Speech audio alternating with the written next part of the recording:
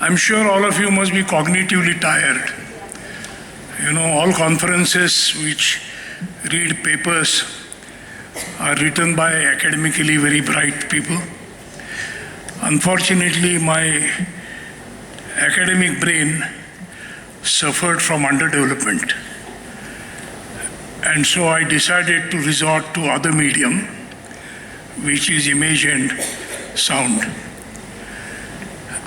In fact, now, I must tell you, my former dean, Dr. Mutalik, who eventually went to WHO,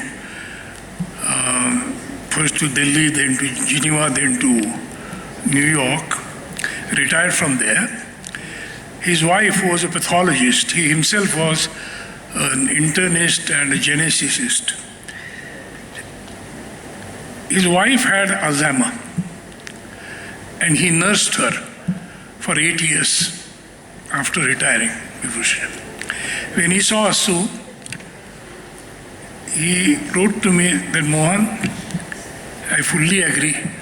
No doctor knows any medicine unless he has nursed a patient.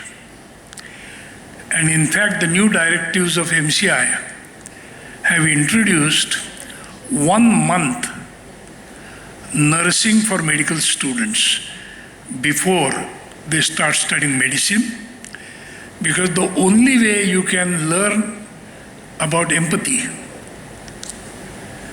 is by actually experiencing being the caregiver of a person who has knowing about disease and disorder through a textbook and research papers is like finding a destination on the Google map, where you look at the map and reach the destination without actually experiencing the road. I'm trying to bridge the gap between the cognitive intelligence and the experiential learning, and which I thought speaks a lot, because now this film is made in 2013, and number of people who have met us, me and Sumitra Bhave, including so-called educated people,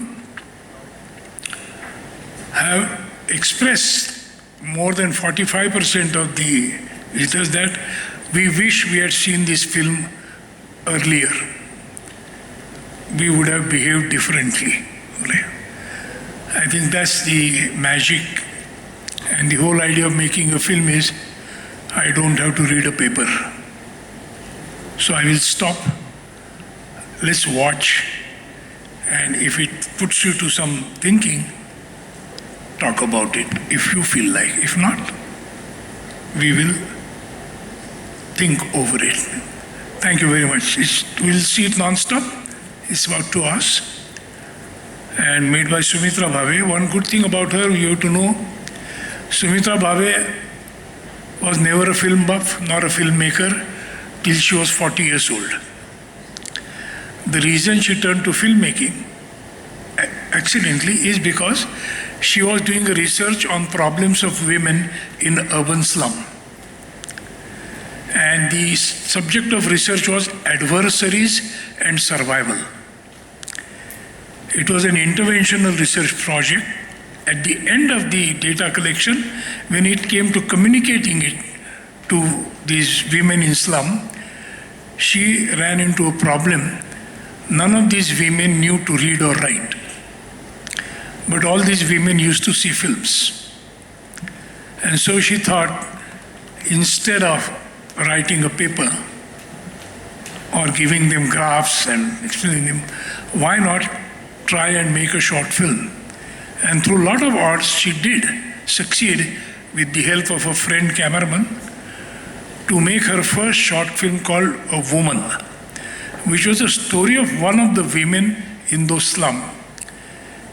They screened it in all slums in Pune, and the animated debate it generated and how the women came up with their own stories, the whole purpose of research was served, that women started acting on their adversaries.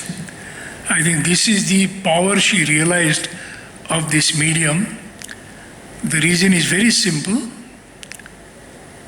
When we have migrated from oral to digital era via print media,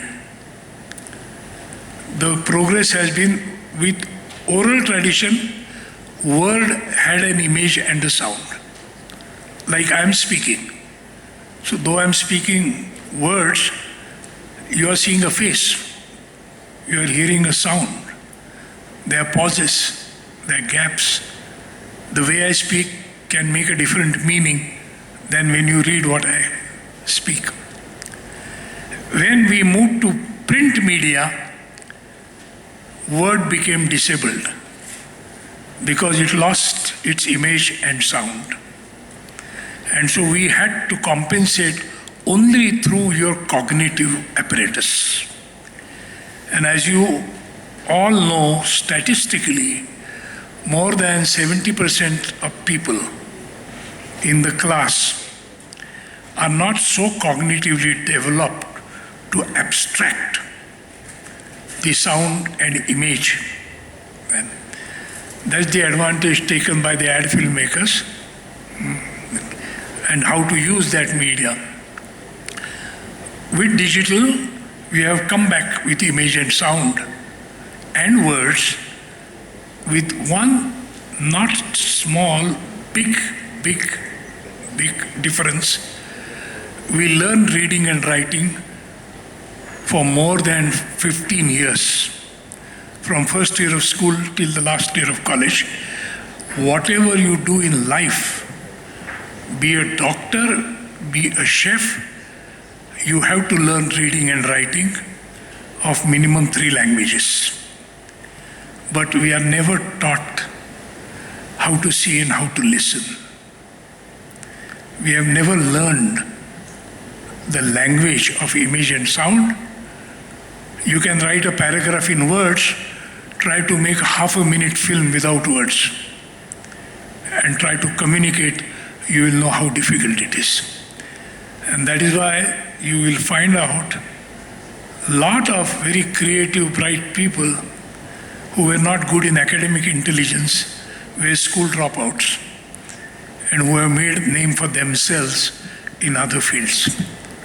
This is the power of this medium because it communicates simultaneously to your conscious, subconscious, and unconscious mind.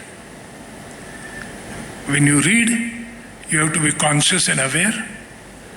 When you listen, when you see, and listen to the words also, there's a lot of passive information which goes through your subconscious and unconscious, which could be the genesis of stigma.